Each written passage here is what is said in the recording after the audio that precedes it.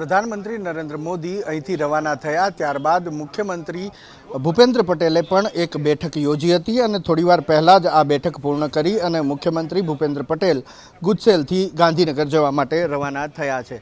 જે બેઠક ભૂપેન્દ્ર પટેલ દ્વારા યોજવામાં આવી હતી તેની અંદર ગૃહ રાજ્યમંત્રી હર્ષ સંઘવી, મુખ્યમંત્રી કાર્યાલયના અધિકારીઓ, આ ઉપરાંત એનડીઆરએફના વડા હરિઓમ ગાંધી પણ બેઠકની અંદર ઉપસ્થિત હતા। આ ઉપરાંત ટેકનિકલ એક્સપર્ટ પણ આ બેઠકની અંદર ઉપસ્થિત હતા તે પ્રકારેની માહિતી હાલ સામે મળી રહી છે।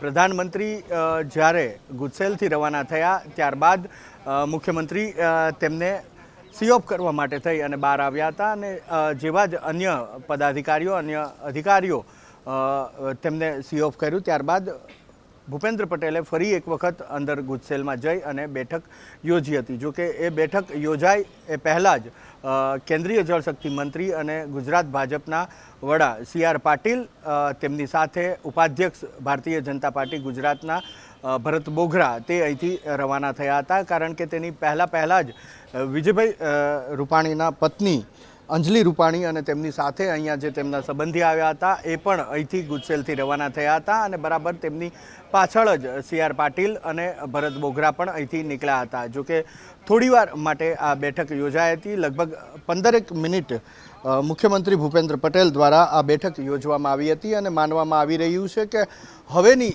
જે કંઈ પ્રક્રિયા છે આ દુર્ઘટના સાથે સંકળાયેલી, જેમાં સ્વજનોને મૃતદેહ સોંપવાની વાત હોય, ડીએનએ ટેસ્ટ કરવાની વાત હોય કે જે લોકો હવે 72 કલાક જેટલો સમય થશે અથવા તો કેટલાક મૃતદેહ એવા છે કે જેની ઓળખ કરવામાં તેનાથી પણ વધારે સમય થવાનો છે, એમના જે સગા સંબંધીઓ અહીંયા આવ્યા છે તો એના માટેની વ્યવસ્થા માર્ગ અને મકાન વિભાગ દ્વારા અલગ અલગ જગ્યાએ કરવામાં આવી છે, તેમના રોકાવા માટેની વ્યવસ્થા કરવામાં આવી છે। તો એ વ્યવસ્થાને લઈને પણ મુખ્યમંત્રી ભૂપેન્દ્ર પટેલે આ બેઠકની અંદર સમીક્ષા કરી હોવાની માહિતી પણ મળી રહી છે। તો બીજી તરફ પૂર્વ મુખ્યમંત્રી વિજયભાઈ રૂપાણીનું જે નિધન આની અંદર થયું છે અને ત્યારબાદ હવે તેમના અંતિમ વિધિ કરવા માટેની જે પ્રક્રિયા હાથ ધરવામાં આવશે, જેની અંદર ભારતીય જનતા પાર્ટીના નેતાઓ, ભારતીય જનતા પાર્ટીના કાર્યકરો પણ મોટી સંખ્યામાં ઉપસ્થિત રહેશે। તો એ માટેની કાર્યવાહી પણ જે કરવાની થાય છે એ પ્રક્રિયાની પણ